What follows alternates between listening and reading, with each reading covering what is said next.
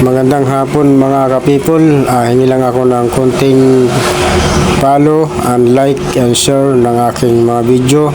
Malaking tulong na po yan sa akin. So bago tayo mag-umpisa, Simple lang ho ang sagot sa inyong katanungan.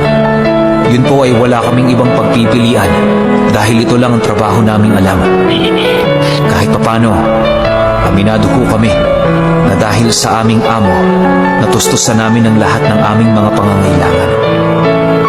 Mas mayaman pa nga po kami ng di hamak. ito po ay aking ginagawa. Ito yung pagtatabas ng kantonesa para maganda naman yung kalabasan ng ating kantonesa sa ating mga amba.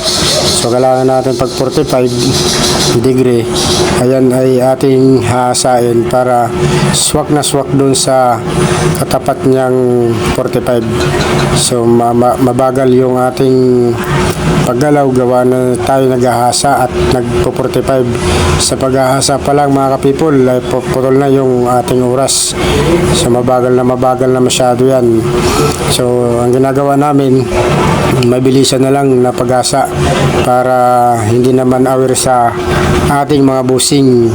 Pero sa totoo lang, ang pagkakantonesa napakabagal kasi una-una ipo-45 mo yan maayos.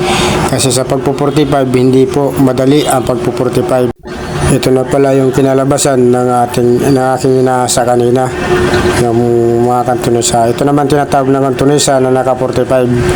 Kailangan por parehas ang sukat niya para mas maganda tingnan at aware naman sa mga inspektor para hindi naman backjob. Ayan. Ganyan lang kasimple magkantonesa mga katalsitter, mga ka-people. So hindi po basta-basta biro ang pagkakantonesa.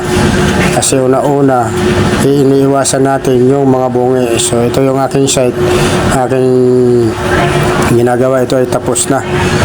Yan, itong CR.